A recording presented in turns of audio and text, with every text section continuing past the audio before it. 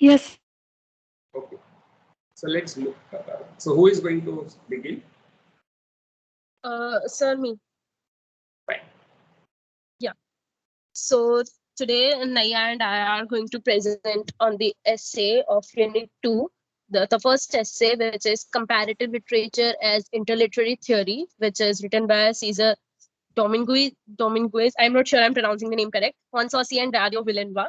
So this essay begins with the introduction of what is theory and what is it about. So it begins like theory is a solution for a problem, but the question is, what is the problem which interliterary theories solve over here? So Jonathan Culler has argued that any literary theory is not about the methods of studying literature, but there are methods which are part of this theory. According to him, theory is something which has effects which is practical. A theory shouldn't only just offer a solution to the problem, but also it should also offer the ways a theory should be conceived as a problem. Conceived in the beginning, interliterary theory has been compared to the theory of relativity, which is a topic in physics. And the definition of theory has can have many meanings as depends on person to person, scholar to scholar. The general meaning is that a theory is a solution for a problem in the form of a explanation, and mostly the explanation is kind of complex.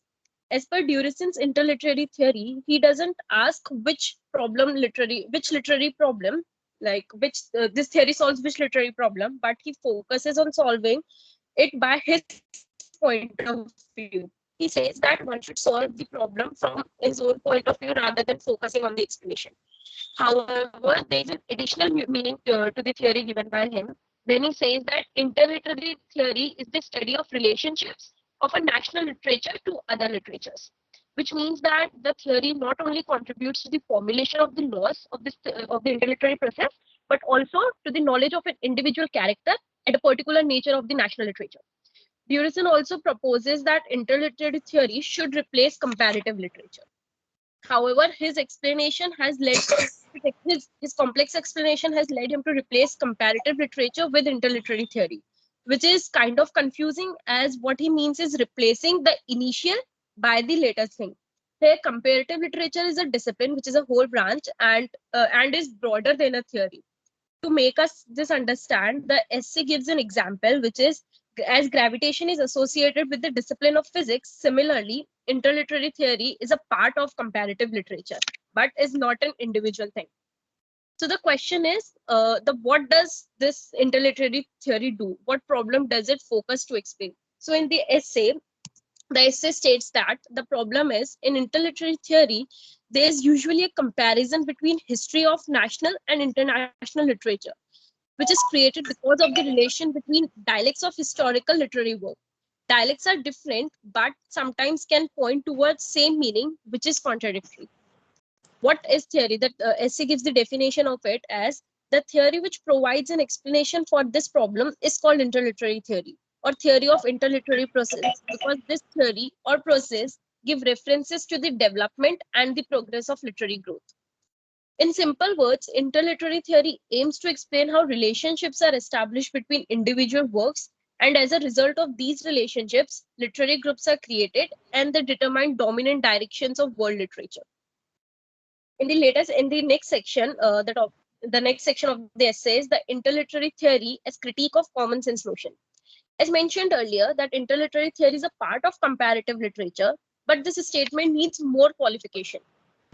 Says that the theory is a part which should not be replaced by the theory with comparative literature, as the scholars consider that this theory may provide contributions to comparative literature. The essay talks about the reach. Some forms of comparative literature have a global reach, while some have local. Interliterary theory interliterary theory circulates locally, as it is neither been discussed in any Western textbook nor had much influence in the West. It is limited to Czech Republic, to Austria, former Yugoslavia, and Russia. A theory is an analysis of former notions of theory.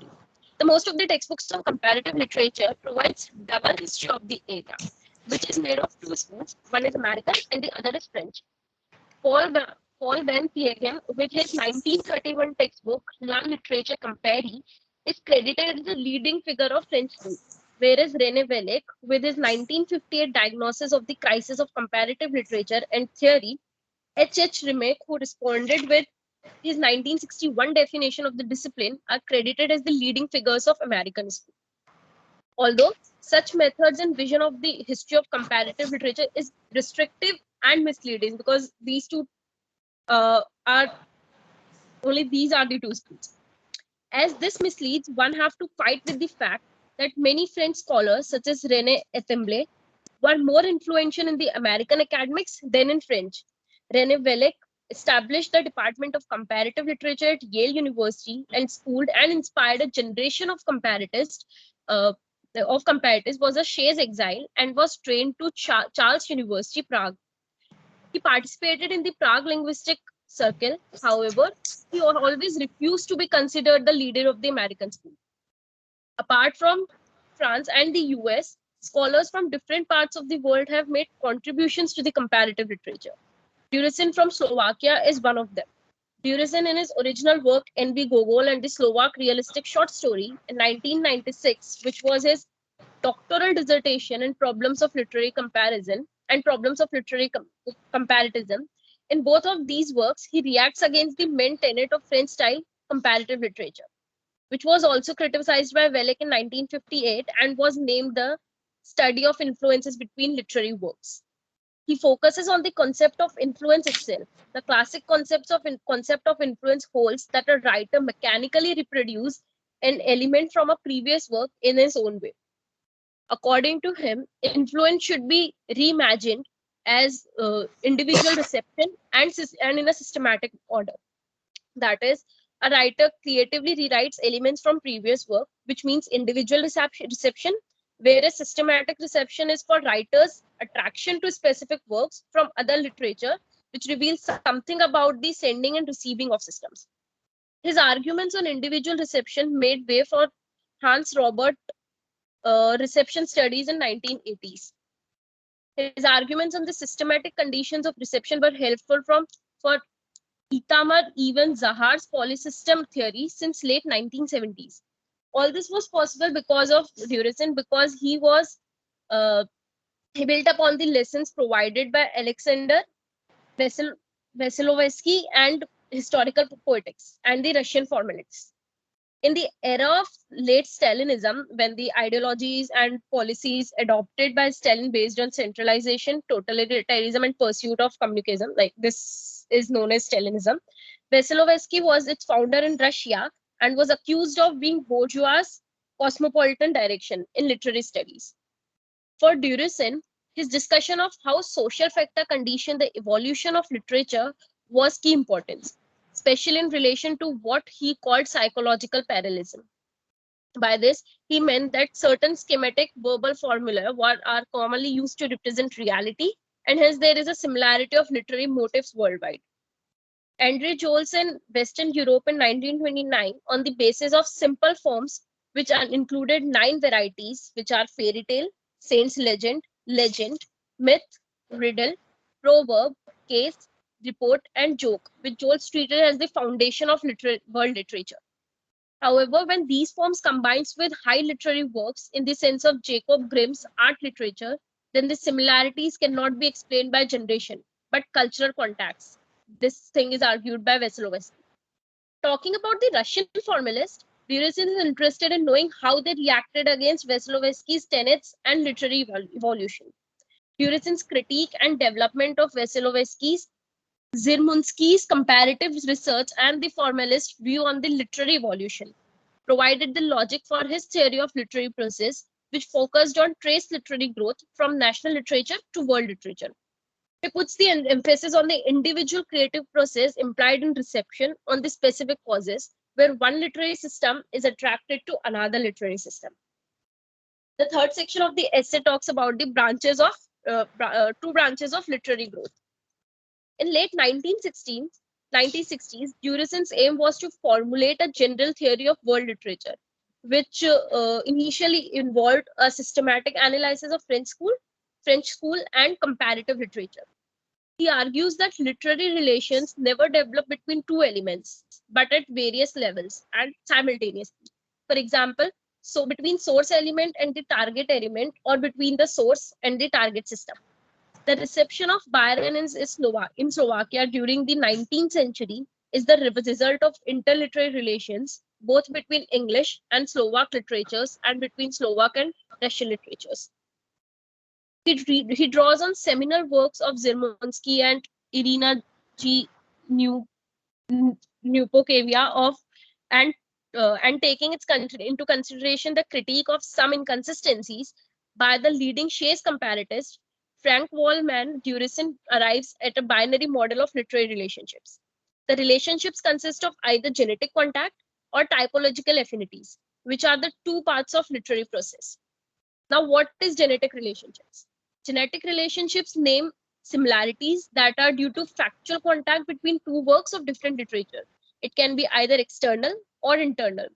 Now, the question arises, what is external genetic relationship? It includes references to literary works, literary histories, and critical studies.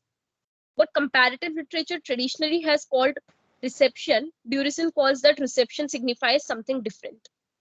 He also includes images as a kind of external contact. For internal contacts, they name the elements such as topic, character, style, form, situation, etc. from a work into another, which can be either native or foreign. An example of internal contact is the influence of 1848 La Dame aux Camélias by Alexander Dumas on the 1868 in the 1868-1869 Idiot by Fyodor Dostoevsky, which was verified by M.S. Altman in his 1963 study Dostoevsky and A. Dumas novel, The Lady of the Camellias. Internal contacts can be divert or mediated. Direct contact takes place when the writer reads the work in its original language, and mediate contact takes place through translation, adaptation, or what Lubomir Dolezel call as transduction, which means the transmission of text between media. He proves reception by his clarification of the ways in which genetic relationship, either external or internal, is expressed. He gives two forms of interliterary reception, that is integrating and differentiating. There are 6 kinds of integrational reception, which are allusion, borrowing, imitation, filiation, plagiarism, and adaptation. For differentiating reception, Durison distinguishes 3 kinds which are literary controversy: parody and travesty.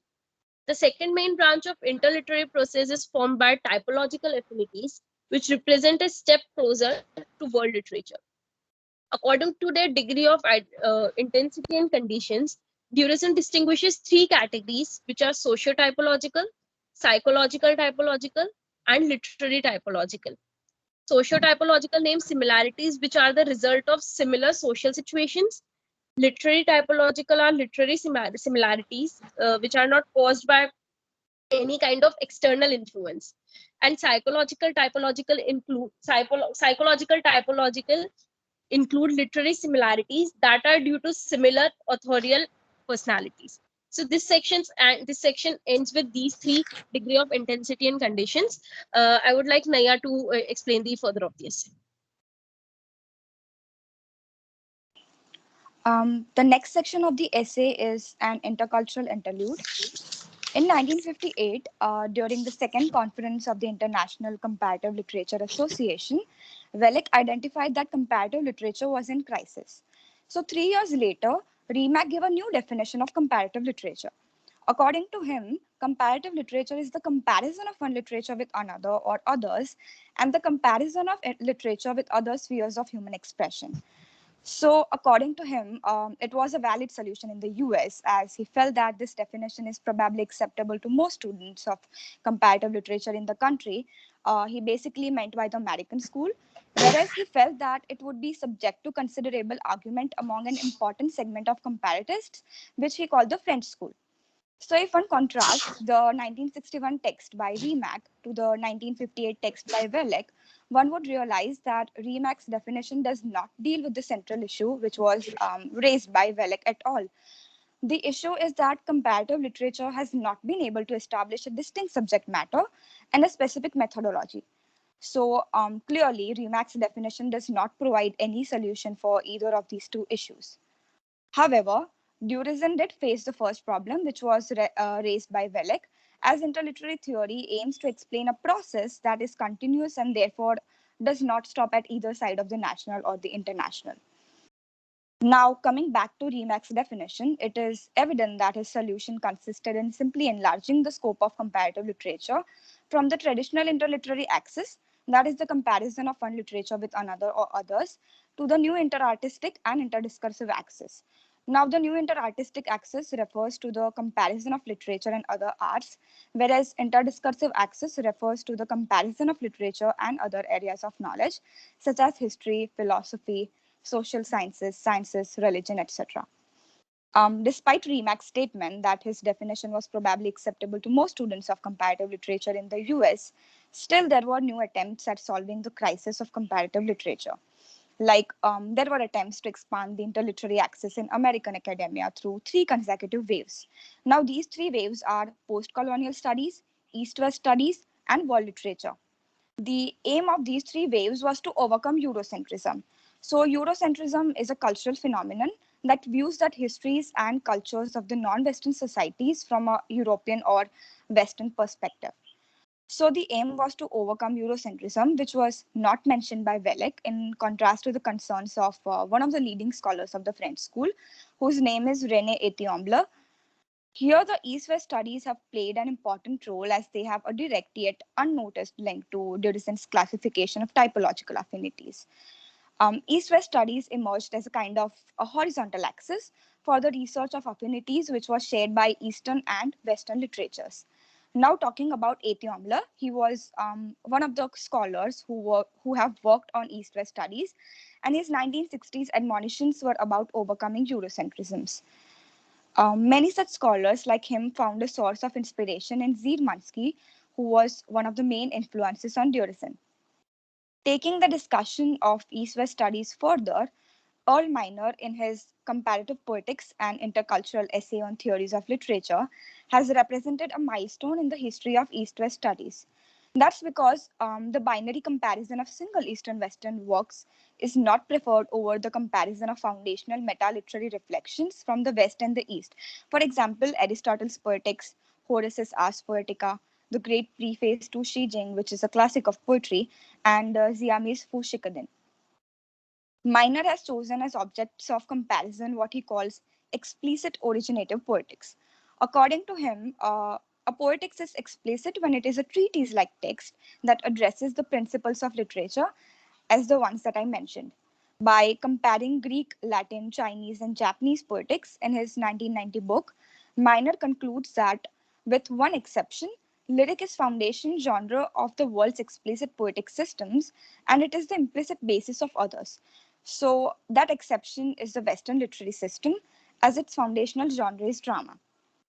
So, just with the comparison of poetics and not of literary works, Miner managed to reach large scale conclusions on how literary systems work worldwide. During this particular process, he faced a key issue for the discipline, which is cultural relativism. Regarding the new comparative lexicon, Miner was directly reacting to one of the problems which was presented by Welleck in 1958. Well, the problem was to consider comparison as a method. Then Miner distinguished three canons of comparability, which are alienation, homology, and misreading. What Miner meant by alienation is that it is a deliberate introduction of something kindred but unconnected historically with the issue or matter at hand. Homology refers to the fact that in different literatures and societies, differing elements may serve the same function and therefore be compared. And what he meant by misreading was interpreting a complex whole by an important subordinate rather than the dominant feature. So basically, like Zirmansky before him and Gillen after him, Miner has found informal affinities, which are the literary typological affinities in Durison's language, which is the second branch of interliterary process, as mentioned by Cecil earlier, and has three categories, which are socio-typological, literary typological, and psychological typological.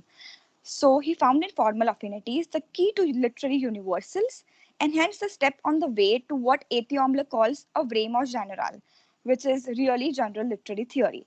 This is further related to the issue of cultural relativism, which, according to Fukuyama, consists of an attitude of tolerance towards other patterns of culture. So, as I earlier mentioned, that the problem lied in considering comparison as a method. Cultural relativism does not consider comparison as a method, as it has several degrees, and comparison of literary theories is no longer possible, as no theory is either true or false. Now we move forward to the next section of the essay, towards world literature. This section begins by reiterating the ultimate goal of the interliterary theory. Now, the goal of the interliterary theory is to provide an explanation of world literature. So, it can be said that Durizin was coming back to the disciplinary origins of comparative literature, which was neither in France nor later in the US, but during the last third of the 19th century with an Irish scholar working in New Zealand. In this section, three stages of the interliterary process are mentioned. It begins with national literatures, which consists oral literature of tribal society, city-state literature, medieval ethnic literature, national literature, and modern ethnic literature. The second stage of the interliterary process is interliterary stage, which consists interliterary communities, which are represented by specific interliterary community and standard interliterary community. And it also consists interliterary centrisms, which are represented by Central European centrism, Northern European centrism, and Southern European centrism. And the last stage of the interliterary process is world literature, which consists additive approach, selective approach, and historical literary approach. So the interliterary process for Durizin begins with national literatures and proceeds from them until world literature through a series of intermediate stages. Along with that, there are some categories, including typological subcategories, like in the case of national literature and interliterary communities, whereas there are others that include examples like interliterary centrisms, or there are certain distinct definitions like that of world literature. So it is evident that the use of term interliterary does result in inconsistency. But these aren't the only problems. One of the most controversial aspects of Durizin's theory is his understanding of national literatures as the minimal units of interliterary process. Now, one of the reasons of the term interliterary resulting in inconsistency is applying the concept of national literature to five different categories. The first three categories, that are oral literature of tribal societies, city-state literature, and medieval ethnic literature, are formed as pre-modern kinds of national literature, whereas the last category, that is modern ethnic literature, refers to the literature of a community that lives within another community. For example, Slovak literature in Hungary. While the fourth category, that is national literature, reveals the teleological feature, as it also serves as epiphenomenon, which means a secondary phenomenon accompanying another. Now, this national teleology seems to be even more prominent when Durizin considers national literature to be the main systemic unity. As I mentioned earlier, that one of the most controversial aspects of Durizin's theory is his understanding of national literatures as the minimal units of the interliterary process. Now, it is further linked to that homogenization, that is to fuse into a unit. The reason behind this is, if we take into consideration the argument of Durizin that the national literary process imprints a kind of unity on the works produced within it, then it also means that those literary features which have not been assimilated by the national canon cannot proceed to the next stage, that is to the interliterary stage. And it goes without saying that they further cannot take part in world literature too. So basically, what this section tries to explain is that according to this theory, world literature would be only the outcome of a cumulative and irreversible process. The first stage is further explained by the nation state, which is a specific kind of polity, that is, a political or government organization, which is inseparable from European imperialism and from the consecutive waves of decolonization.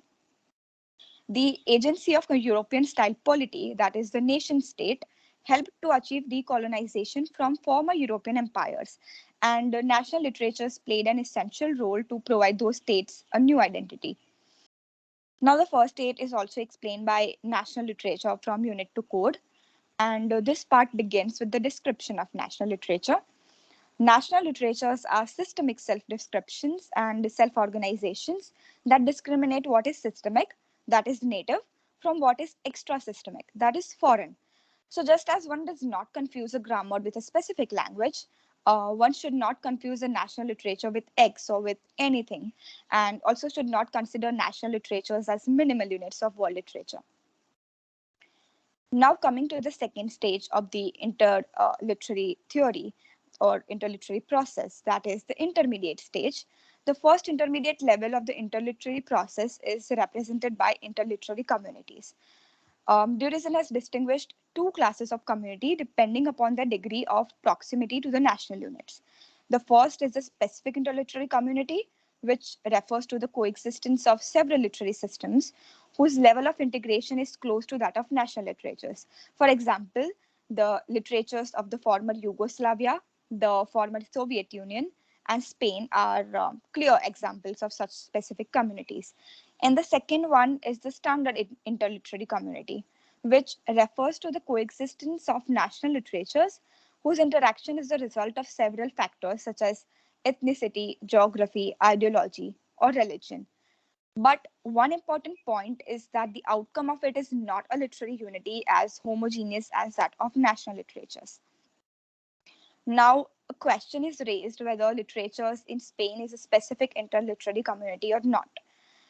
Durizin has claimed it several times that literatures in Spain are a prominent example of specific interliterary community. As mentioned above, the main criterion for distinguishing between specific and standard communities is political administrative. So there is a possibility of one wondering in which specific period did the network of literatures in Spain begin to constitute a specific community. Durizin has said nothing about it, which results in a clear reification of literatures in Spain as contributing to a single national literature, which is timeless.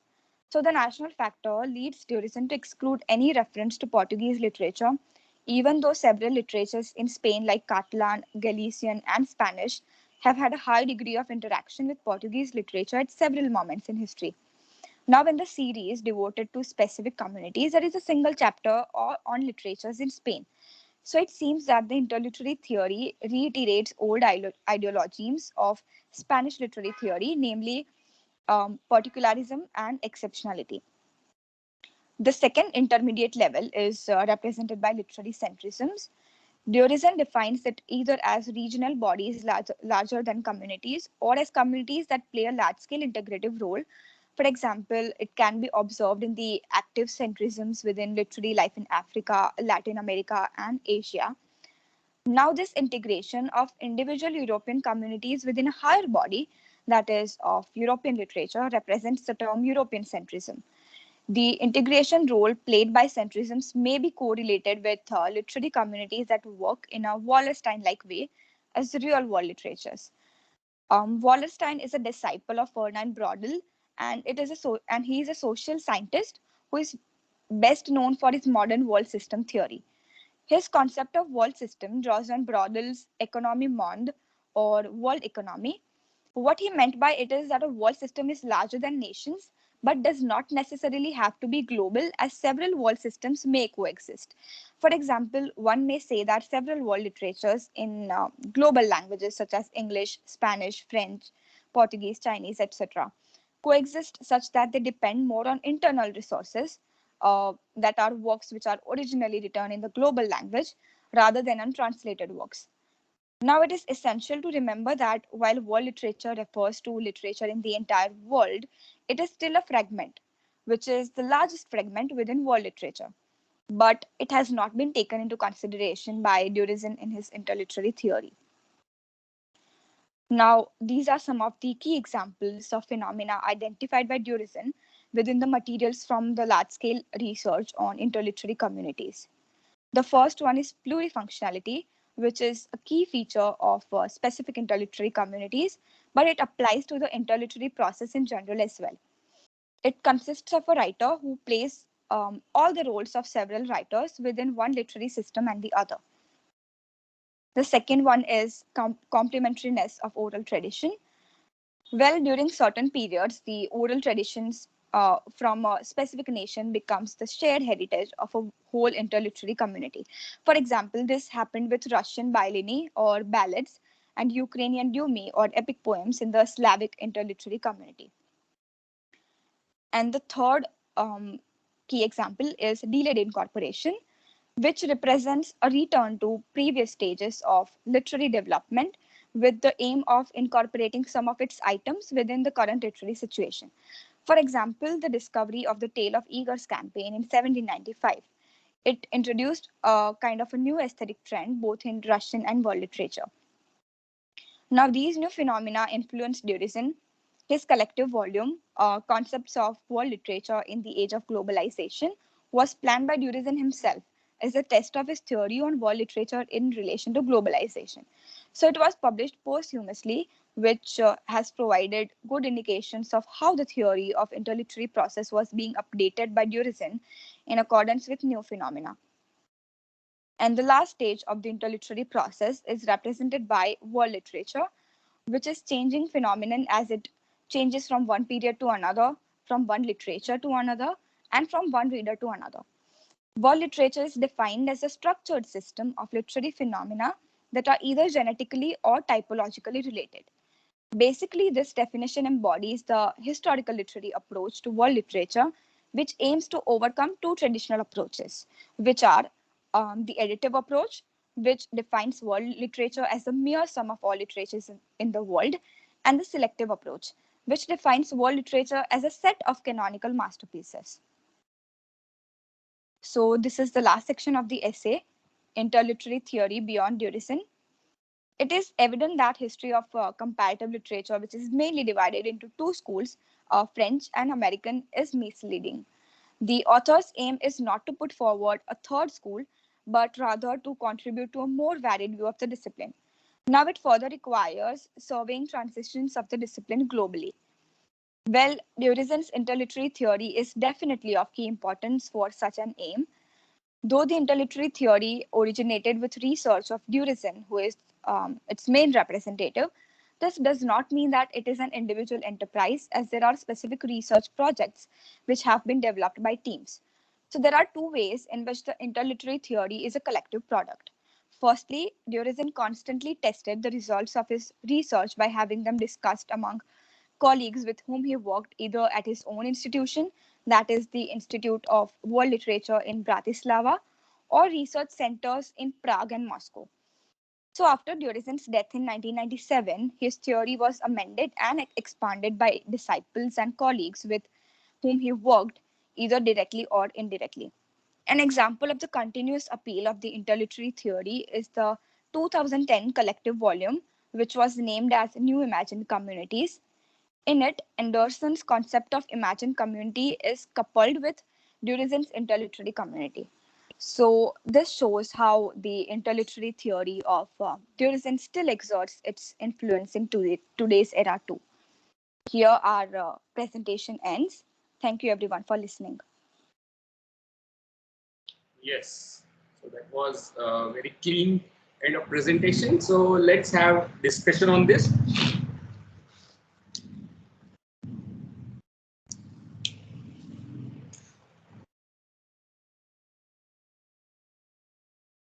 Questions, queries? Sir, I have a question. So, why Durizan's interliterary process is still represented by world literature, By word? not comparative literature? Because represent interliterary process is represented by world literature and not comparative literature, because comparative literature is somehow depend on originality and world literature is dependent on translation studies. So, why is that so? Where is that? Is that the statement made by these people? Is that, or is it your observation? No, there is only half of the statement on page number 37 in the last paragraph, line first. That is what last stage, the last stage of interliterary process is represented by world literature. Yeah. World literature, yeah. And why is that so? Yeah, so why do you think, what do you understand by world literature and what do you understand by interliterary process? Depends on that. So what do you understand by that?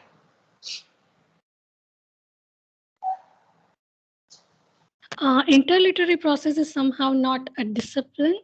but comparative literature is discipline which has I think Sazal, I don't know, Sazal, right? She gave the example that of physics and comparative literature is inside the interliterary theory.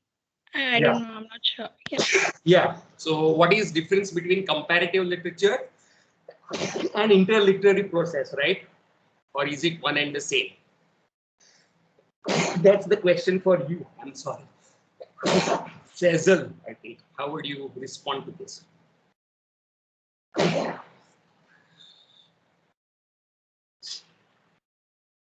So, like, I would like to say, comparative literature is more about the study of literature from various cultures, nations, genres, as we read, and interliterary process, which I understood from the essay, is something not beyond that, but something related to it, focuses on the translation, as the essay also mentions the conversion of text into media. And even as per the reference text, which are given in this unit, I went through two reference texts, which one was the movie Heather, and the other was a short story by Manto. So when I was reading this essay, there's this one term which is given in, I guess, two branches section. Just let me check the term. I forgot. Yeah. It is transduction, which means transmission of text between media. I'm not sure if it is correct or not, but I guess Heather is the example of transduction. Yeah, it is. Yeah, so I would say that interliterary process is in this manner different from comparative literature. And as Vibha said, that why is it included, his theory is included in world literature and not in comparative literature. Even I had the same question, that why is it included over there and not over here. So Where is it included over here and not there? Means sorry, as Vibha said I'm that unable to Durison's figure theory out is your. involved. Durison's theory is involved in included in world literature. I guess this is what you said, Vibha, right? No, what she is asking is probably Yeah, why last represented by? stage of interliterary process. Why is this last stage represented by world literature, right, Vibha? Yes, sir. That is her question. Okay. Now I'm confused. So why? So then, what is world literature and what is interliterary process, Cecil?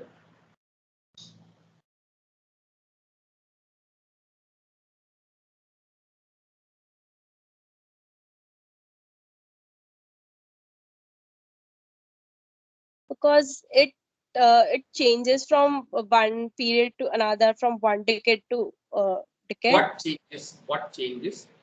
The literature changes, it evolves. So what is interliterary process?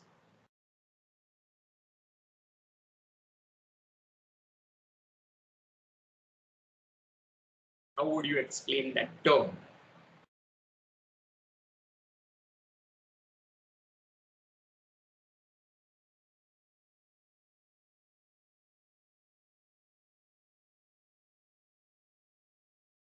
Interliterary process is it it is a process which explains the relation between different types of works across nations and literary groups and individual work. Okay. This is what I understood. I'm not sure that I understood correct or not. Yes, you are right, but can you maybe elaborate upon that? I don't think so, sir. I can give it a try. By giving some example. Okay, example. How have you understood it?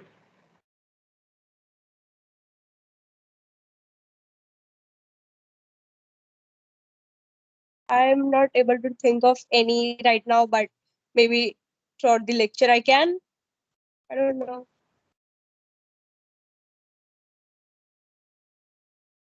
Can Naya come up with an example to explain what is interliterary? What do you mean by interliterary process? So basically, what he means by the interliterary process is that it's a kind of a comparison between the literatures of the nation with the literatures around the globe. And the ultimate aim of the interliterary theory is to provide an explanation of world literature to, you know, we saw the three stages of interliterary process as well. So it begins with national literature, so kind of the origin or the starting point is the oral literature, then it comes to city state literature, then medieval ethnic literature, and that comprises of the national literatures. Then the intermediate stage consists of certain interliterary communities which are represented That by, is fine. That is fine. That's yeah, perfectly fine. But I'm yeah. asking you, what do you mean by interliterary? You're talking about stages, and that's fine. That is correct. Okay, so when I went through the essay, Durizen talked about replacing comparative literature with Hmm. interliterary theory. So that kind of doesn't make any sense because comparative literature is a discipline and interliterary theory can be a part of it, but Right. cannot be replaced by cannot replace comparative literature. Correct. That is what the authors point out about limitations of Yes, yes, Dominguez's approach, right? But I'm asking yes. you, what does the idea interliterariness mean?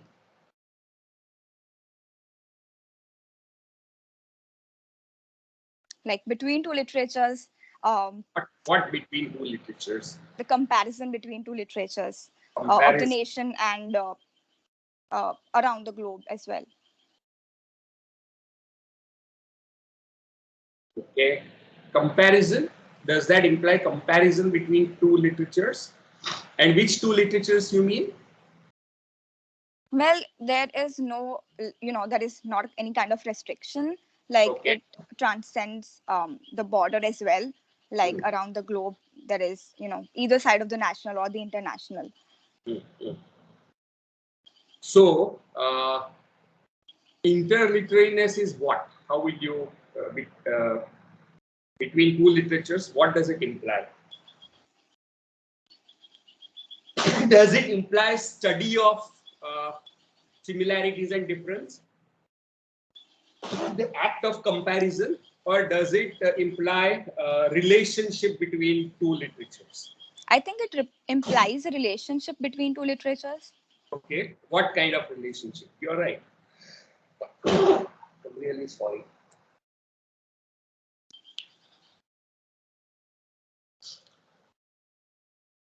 You are absolutely right. It's about relation, but what kind of relations? And what do you mean by relation between two literatures? The cultural relations, Right, right. You are right. relationship between two literature in terms of culture, in terms of what should I say? Not language, but how one perceives it, how one perceives their own culture and their own perspective, their own imagination, and their own ideologies. Now, what do you mean by cultural relation between two literatures? Say, for example, Hindi and Punjabi, right? So, if you want to talk about relation with cultural relation between two, what will you talk about?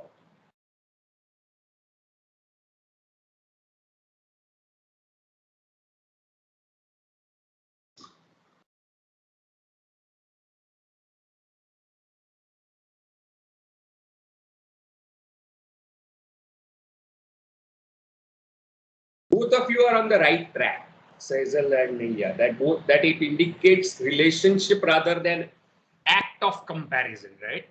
It's not primarily studying literatures across texts. It's not so interliterariness does not describe the method of study, right?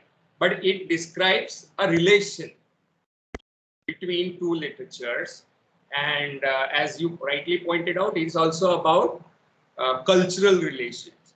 So now, what kind of cultural relation will you talk about if somebody says, Cesar, give me an example of cultural relation between Punjabi and Hindi, for example?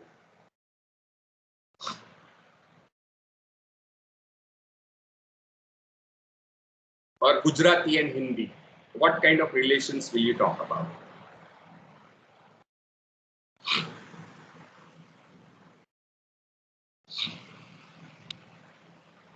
I don't know, sir. Anyone else wants to come in? Sir, I think it's about historical relations. What you are historical and cultural, very true. Yes. And give example. I'm asking for one example. Say, for example, Gujarati and Hindi. What is one example of historical cultural relation?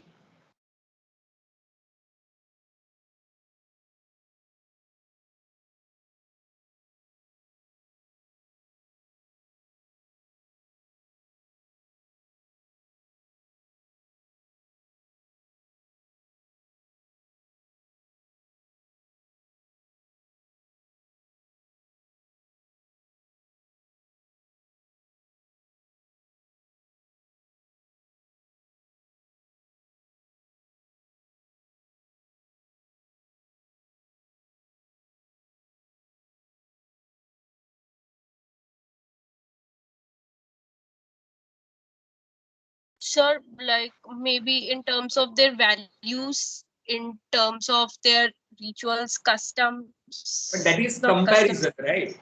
You said historical cultural relation rather than Yeah, that's act of comparison, right? So what is yeah. that historical cultural relation? An example of, say, for example, Gujarati and Punjabi, or Hindi and Punjabi, or Gujarati and Hindi, whatever you find, uh, something that comes to your mind.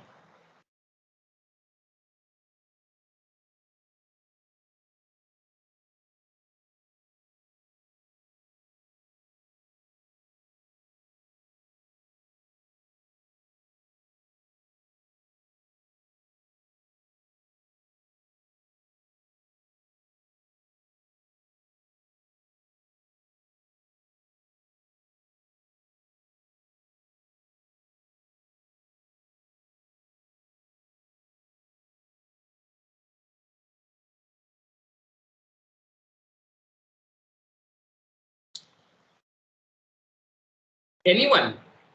Anyone can give me an example of historical and cultural relation between two literatures or cultures? Anyone can give that. An example.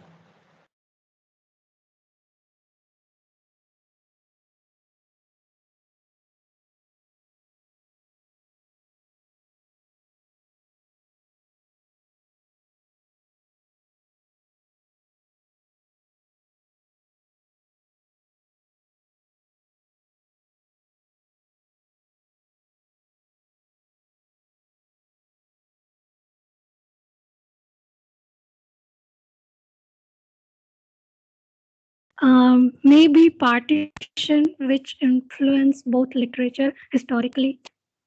I'm not sure. Is that a relation? Partition? What do you mean by relation between two cultures? Vibha? I'm not sure. Very What do you mean confused. by relation? Not sure. Try. You may be wrong, but fine.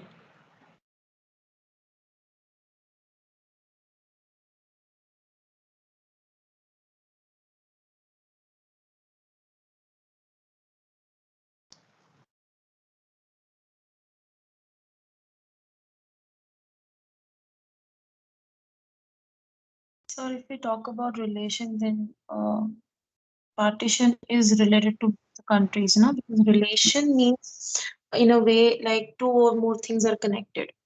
Okay. Cultures And are what kind connected. of connection? What kind of connection do you imply by two things?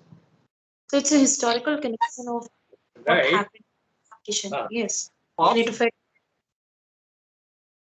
Yes, sir. what happened between Historical two relations cultures? between countries because of an incident. Okay. So that is a relation between two cultures. Yes.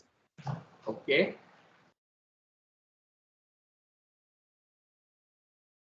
Any other example? that comes to your mind?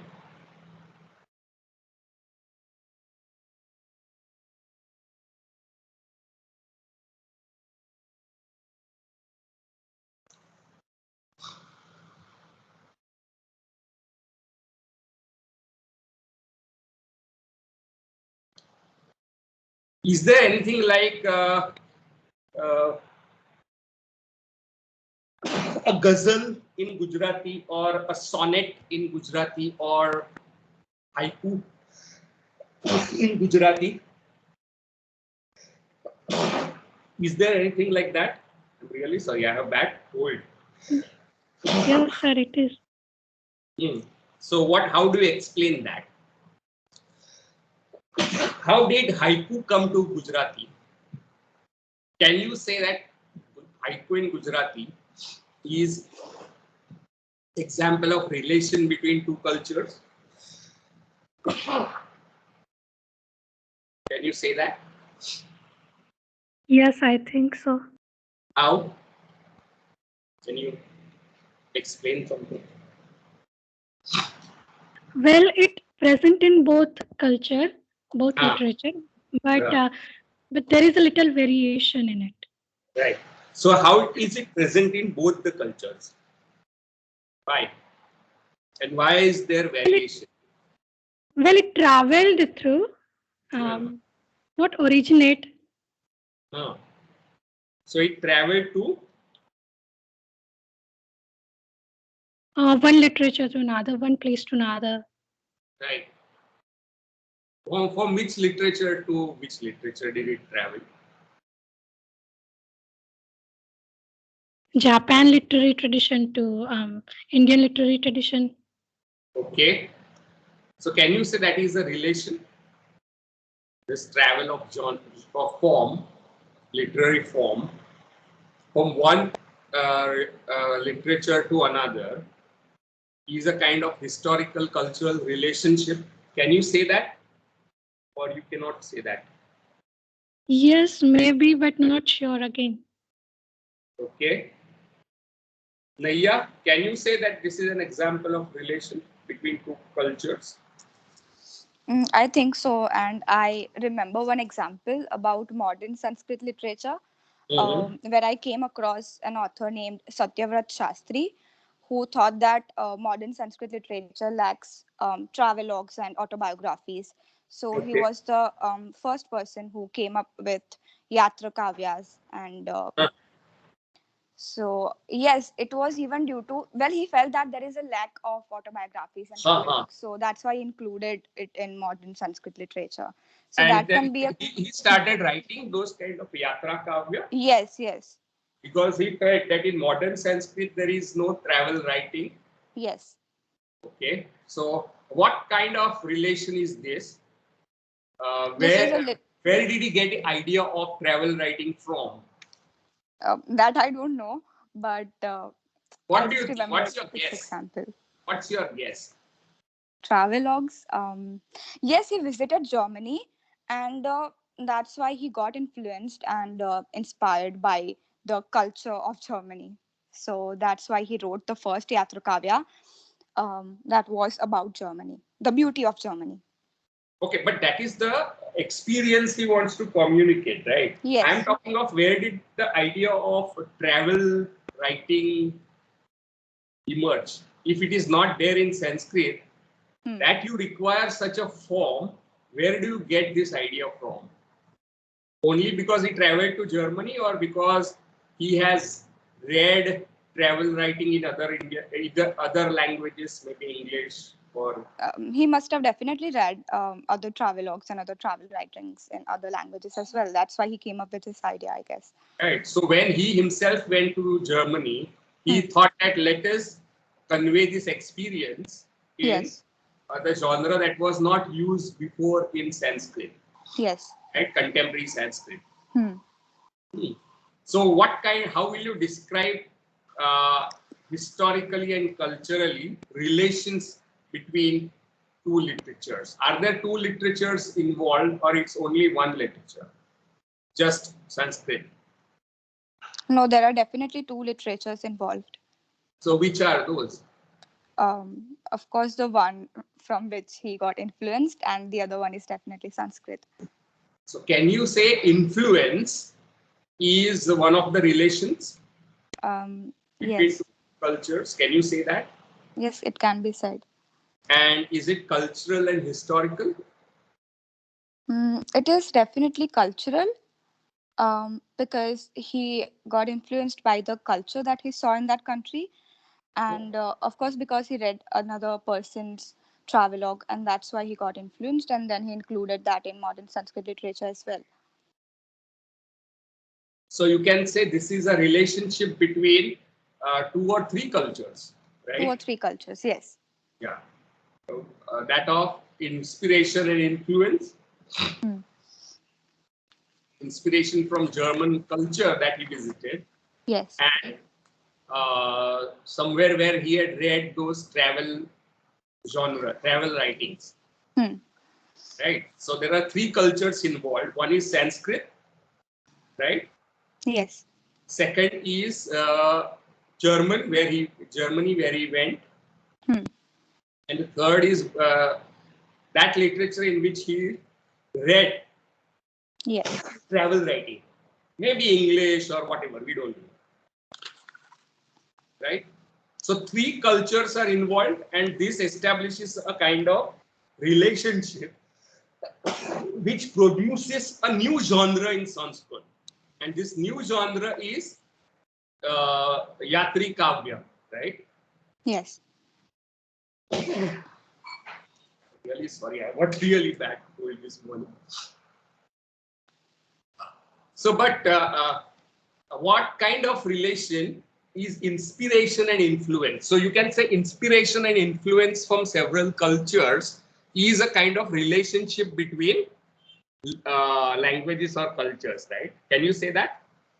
If you want to specifically talk about relations, then influence or inspiration are two important ideas, specific ideas of influence. So suppose uh, somebody from South India came for the first time in Bombay, right, and started selling South Indian food, right? And people from other cultures came there, maybe Gujaratis and Punjabis and people from UP, like this idli and dosa thing, which they had never tasted before as breakfast. And they started making their own idlis and dosas. So can you say this contact happens, right? First, there is a contact, and then there is influence or inspiration, right? So interliterary relation involves influence, contact, and or inspiration. Can you say that? Yes, sir. Like in my opinion, we can say that. And Right? I think that this all these things makes up as written in the essay, which there's this term called genetic relationships, Ha. So which genetic include his relationship. literary histories, their works, and such stuff. Now, what do you mean by genetic relationship? Is that it is connected with genesis. Like there was no travel writing in Sanskrit, right? Strictly so, right? You had things like Dut Kavya, which was something like Megdutam or so, but they are not travel poems, right? It's not travel, it's not Yatri Kavya. It is Dut Kavya, where there is an imagination that cloud or bird, something is the Dut. So this genre emerges, and then what happens? Other people also start writing Yatri Kavya, right?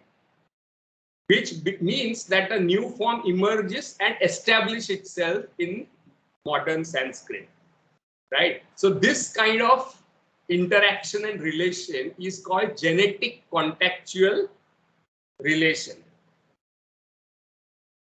right? Okay.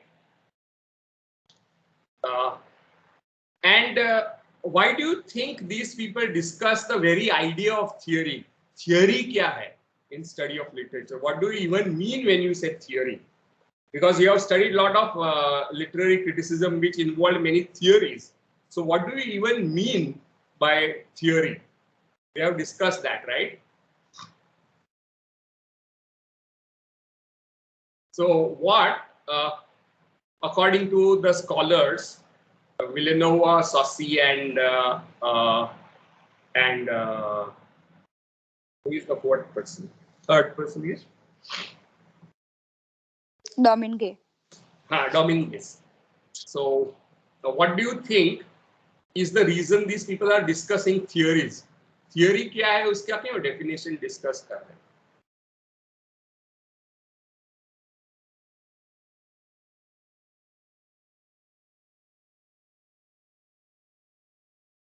What do you understand by theory?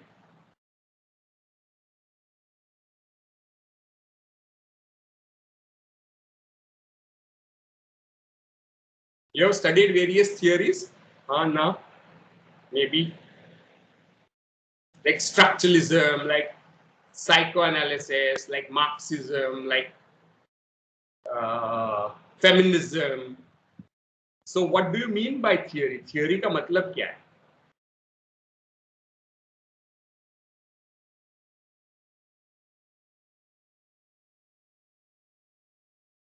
Anyone? All of you have studied these theories? Feminism, Marxism, psychoanalysis, structuralism. You have studied all these theories. But what do you mean by theories?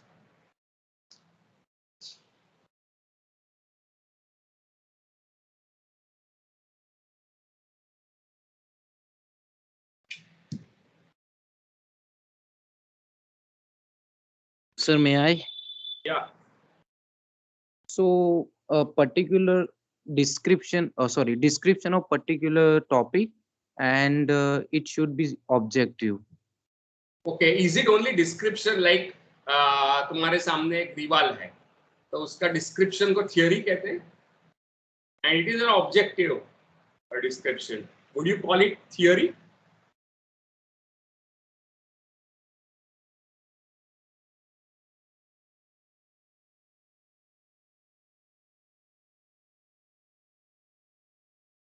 In my opinion, theory is basically an answer to why, like maybe a Okay. problem, Mm-hmm. which So, is which is answer not to why straightforward. explanation कह सकते हो? Yeah, we can say it as an explanation, and in general, it is not very straightforward. It Why? confuses us. Why? I don't know why they confuse us with the explanation. जैसे Why कि can't they be so straightforward? This is confusing. They could be straightforward, right? Why do they have to do like this? like psychoanalysis. You have studied psychoanalysis, Yeah. right? So if somebody is suffering from certain kind of diseases which do not have any physical basis, कोई virus नहीं, कोई genetic problem नहीं है, कोई bacteria, कोई fungus नहीं है, nothing, and even then that person has certain problems.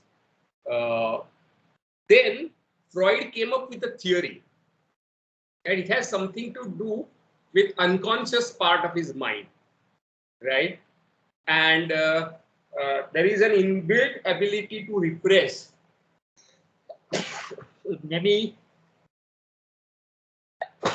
incidents in your childhood which that person wanted to forget but cannot.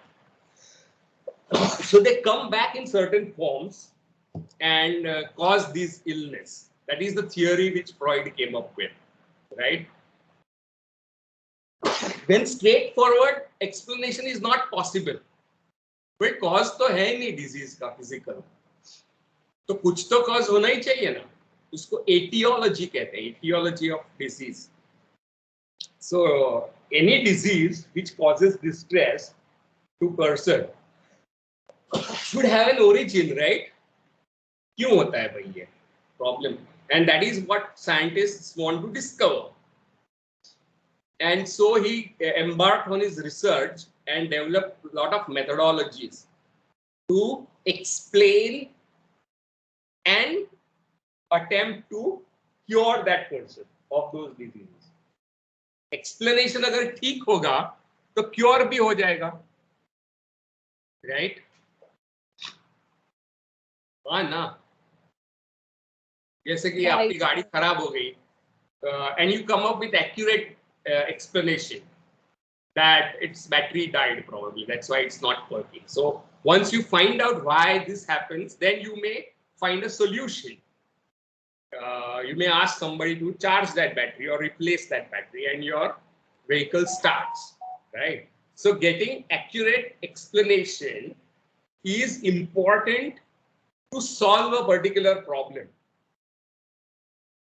Am I being clear? Yes, sir. If you want. So theory is something that not only explains why such problems happen, but also tries to solve it, because that the validity of those explanations rely on how well you're able to solve it also.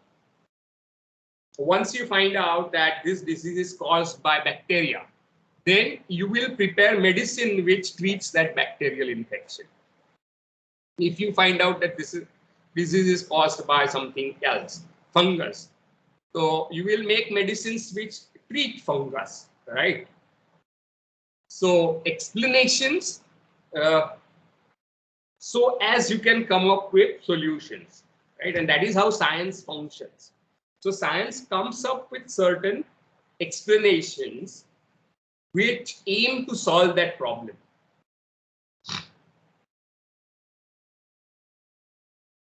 Right? For example, Newton was trying to answer a very simplistic question, right? For which there was no theory. Why does moon go up at night while the apple falls down? ये question था. Why? क्यों होता है ऐसे? So he set up all methodological on a journey to find explanation for this phenomenon. Right, and he came up with the theory of gravitation, that there is something called gravitational force which pulls this object towards Earth, and moon is going around in circles because it is pulled by this object, the same object, Earth, right? And that's why moon goes around in circles. So he explained this using the theory of gravity as a kind of force that is operating between two bodies having particular mass, right? Einstein comes up and says that this explanation is not satisfactory, right? And he would go on to say that there is nothing like pull happening. जो आप मैं अगर pen को यहाँ से ऐसे डालूं तो पेन को खींच नहीं रहा है अर्थ, right? What is actually happening is that there is motion and there is a space. There is a curvature which creating this motion between the two. But that angle is very small, so you feel that this is pulling, but actually वो उसी plane पे घूम रहा है. So this is actually a kind of curve which is very, very small, which cannot be detected. So he comes up with a new theory saying that there is no such thing like gravitational force which pulls, but something which creates motion, and it is a plane. And the massive body creates a curvature. That's why light coming from moon, or the light which comes from the sun gets bent when the moon comes in between in the form of eclipse. Whenever you have solar eclipse, there is a slight bending of sunlight. That was his theory, but he did not have any evidence for it. Only evidence he had was mathematical. So 100 years after Einstein's death, people devised apparatus which could measure this curvature of light, which confirmed Einstein's theory. Now, why are we discussing this? Because in humanities and social sciences, the theory question becomes extremely problematic, right? Very often you don't have solution to a particular problem. You may have an explanation, but explanation does not lead to simple solutions very often, right? So in social sciences and literary studies, very often commonsensical understanding is undermined in favor of more complex explanation of the phenomena.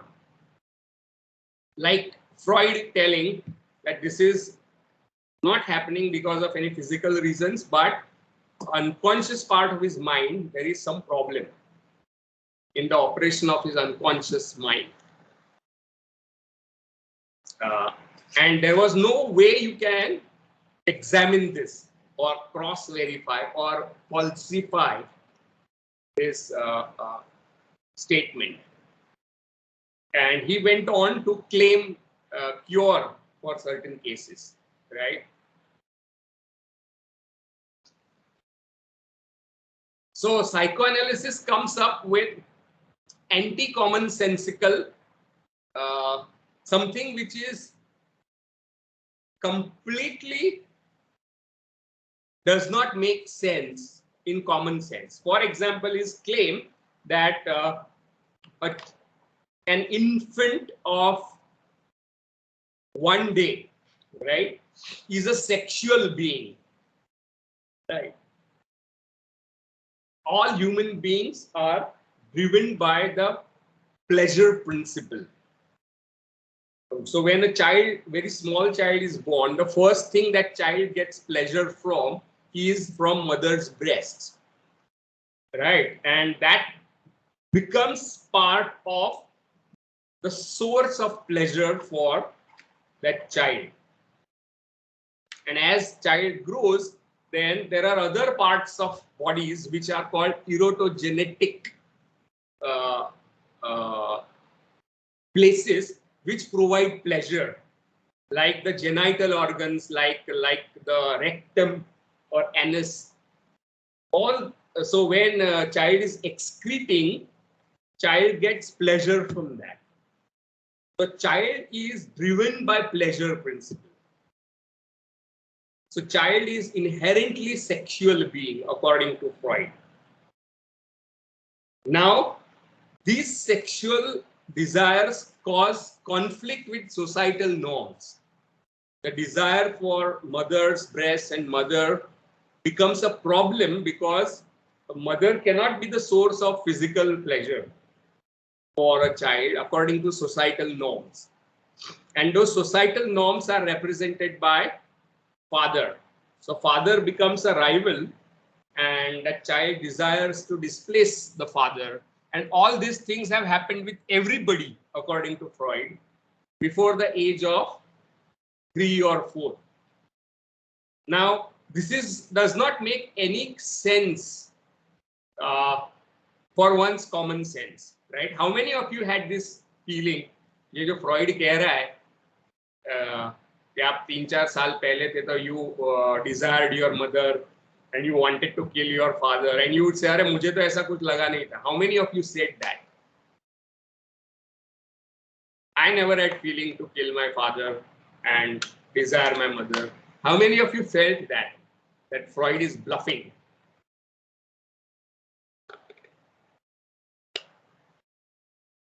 Only one person felt so. Others did not study psychoanalysis.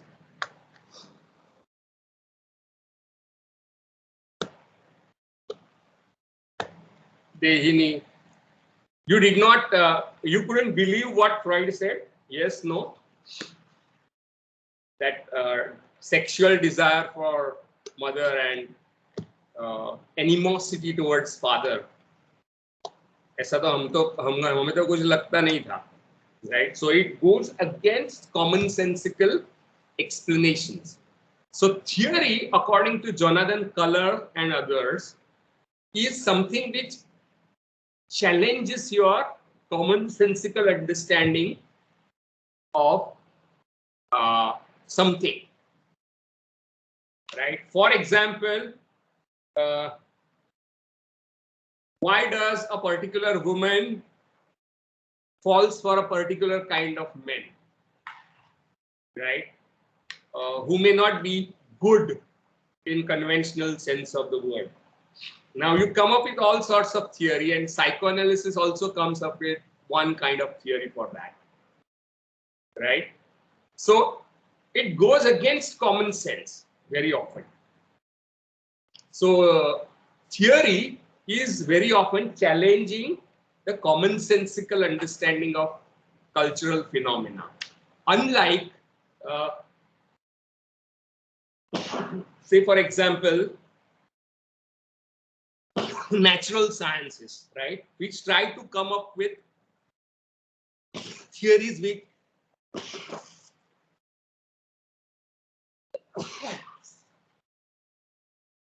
which make sense. So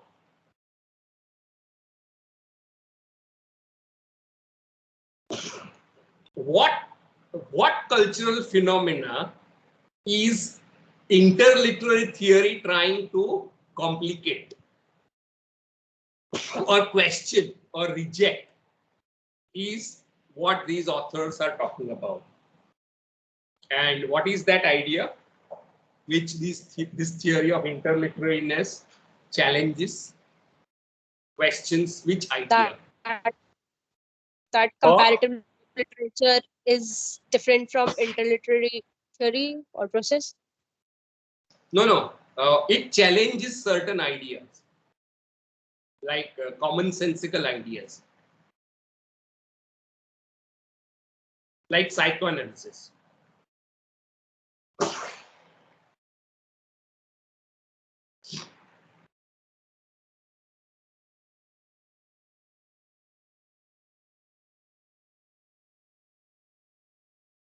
It's given there. About reach, probably. About The reach, like in it is there in the essay that oh, given there.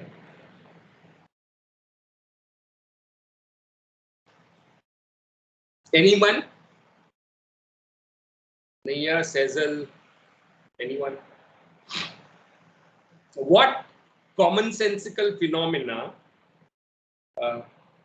उसका explanation वो question कर रहे हैं. Interliterary theory, tourism की. Which cultural phenomena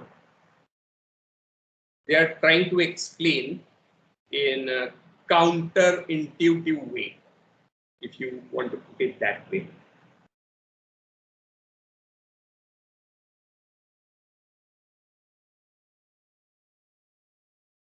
I think we are run out of time.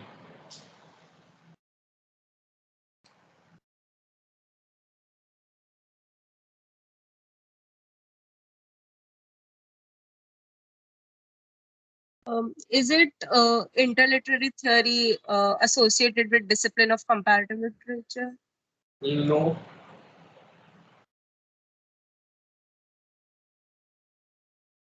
Like psychoanalysis is challenging a very commonsensical idea that you prefer to have a sexual partner of a particular kind because you like that person, right? They say that it has something to do with your unconscious and your upbringing and your relation with your parents that plays a role in determining who you want as a partner, which is counterintuitive, right? Your relation with your parents before the age of 3 is decides who you will have relation with in your adulthood. So that is not commonsensical, yes? Ah, yeah, na. Or is it commonsensical?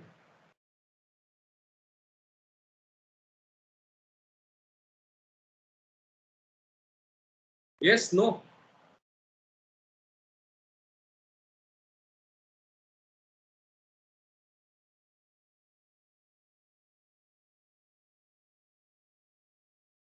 Why are people so silent?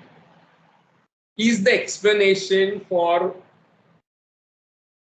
the partners that you have that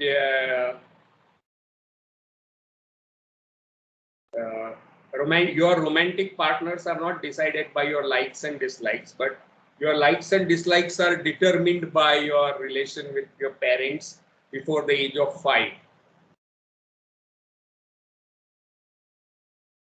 What kind of explanation is this? Will you accept that explanation? Ah, yeah, na.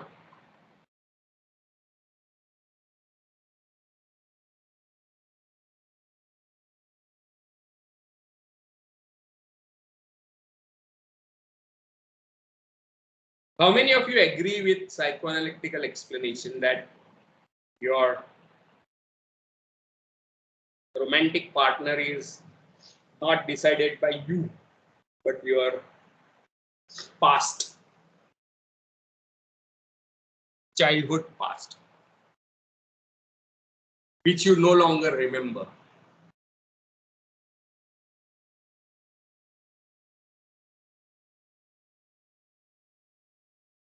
How many of you agree? Or how many of you disagree?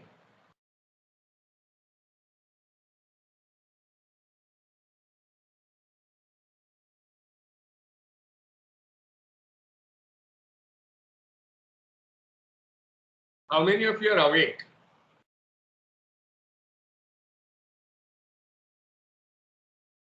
एक एक, दो लोग, तीन लोग जाग रहे. Okay. Madhu says to a certain extent I agree. Okay.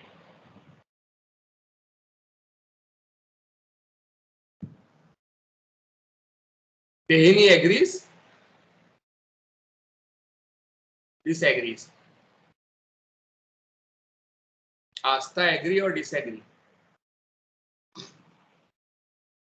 So, like, I don't have any, I don't know a lot about psychology, but whatever I understand, like some modern psychologists do say that, your childhood wounds manifest as in not in that word sense, but your childhood wounds are reflected in your relationships, like your love language or the way or whatever you are looking for in your partner somehow has grown through, or your childhood wounds have a part to play in that. But I don't understand what Freud says. Maybe he felt it and he just generalized it. That's my uninformed brain thinks, but I'm not sure how right I am. No, he had elaborate research on this. He examined hundreds of people who had these kind of issues, and he developed methodology to study their problems and how they originate, right? And that methodology is called psychoanalysis, or that's the definition of psychoanalysis. Okay. Madhu says to certain extent. To what extent? And to what extent not? Not completely. Then there is certain disagreement when you say to an extent. Yes, Madhu? Yes, sir. I think you talked about childhood attachment influencing adult romantic relationships. I think the way it manifests is not necessarily like childhood attachments, because a lot of social factors are also, because not all of us choose our partners, but who we are instinctually attracted to might to a great extent have something to do with the familiar kinds of attachment. So if you have been unloved as a child, neglected as a child, you'd probably seek for partners who are neglectful. Okay, so that's your theory.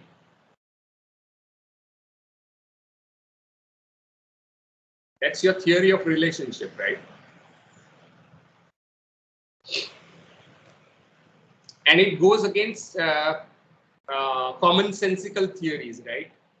So my question is, and I'm going to stop because I have overstepped the time. What idea does interliterary theory question or reject? Yeah, Madhu.